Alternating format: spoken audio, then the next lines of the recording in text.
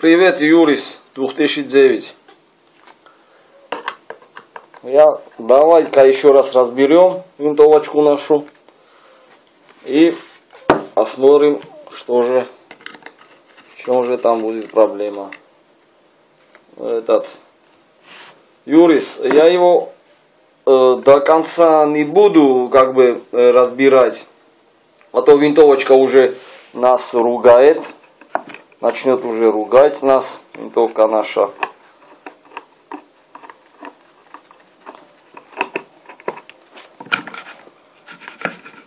Вот.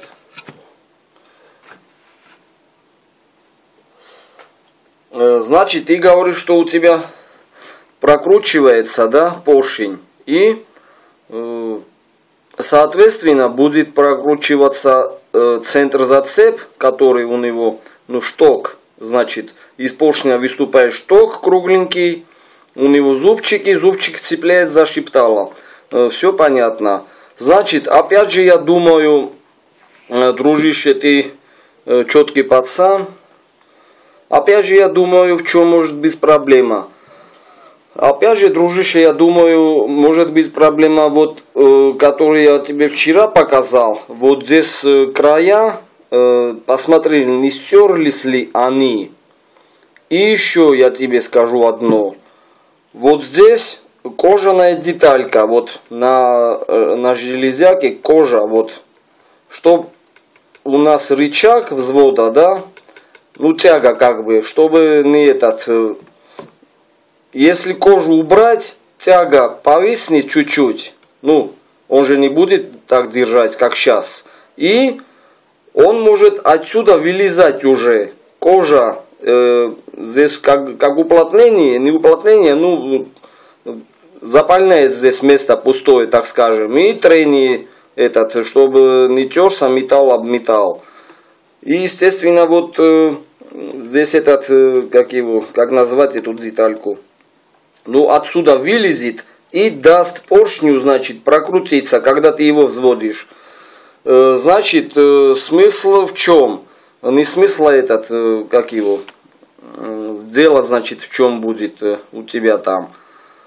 Если при взводе у тебя уже прокручивается поршень, да, я думаю, что пружина тут ни при чем. Пружина тут ни при чем. Ты говоришь там насчет шайб, да, положительно или нет. Шайбы, конечно, везде хороши, где шайбу ложим. Там, не зря ложим, Естественно, края пружины тоже должны быть обработаны хорошо.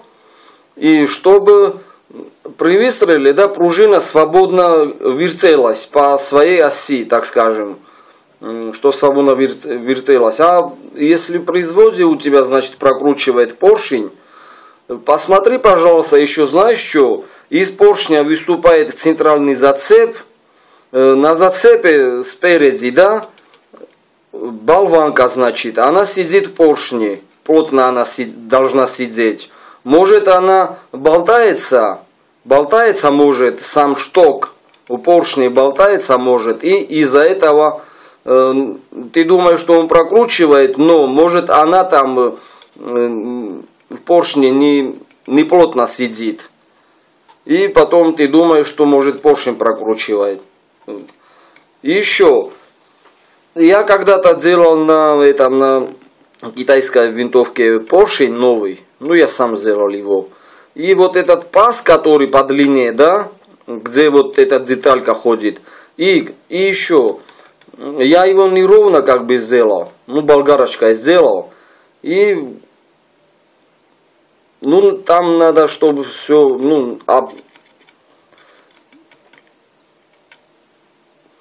обцентровано, так скажем, должно быть все. Не знаю, разбери или фотки положи там, или видео сними, не знаю, легче же будет и нам, и тебе, если я не знаю еще, в чем может быть причина, почему он прокручивает, я не знаю. Честно сказать, затрудняюсь. Опять же, я думаю, вот эта деталька, рычаг, если не рычага, это тяга. Если она стерта, да, она уже... И паз, на этот паз посмотри. Если она очень широкая, так скажем, да, паз, поршня, да, может она не вплотную ходит. Вот смотри, вот эта тяга, да, дает центр поршню, чтобы он при изводе ровно чтоб шел. Если тяга болтается в поршне, естественно, он может не по центру уже пускать. И еще посмотри центральный зацеп у тебя как стоит. Если при малейшем, если он немножко, ну я не знаю, на 5 градусов туда-сюда, да, уже не цепляет, да, значит у тебя зацеп неровно стоит у поршня. Я не знаю. Но если разобрал бы и дал бы посмотреть на фото или на видео, было бы полегче.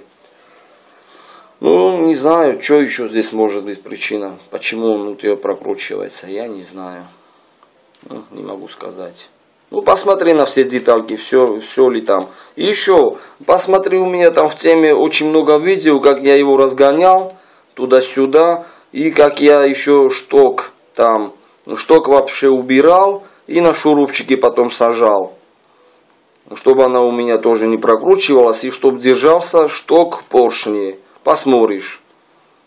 Я вообще там центр зацеп сделал так, что он вот совсем чуток цепляет за шептало, чтобы был спуск помягче. Вот так вот. Значит, вот сейчас я на Хеннеле тебе пример покажу. Значит, он у меня вот так цеплял. Вот посмотри, он цеплял прямиком вот так.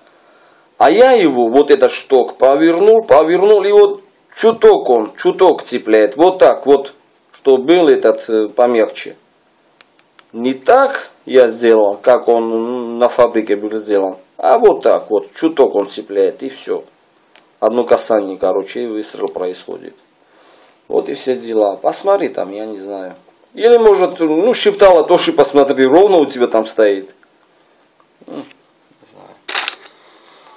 Короче, все. Вот такие пироги. Ну, давай.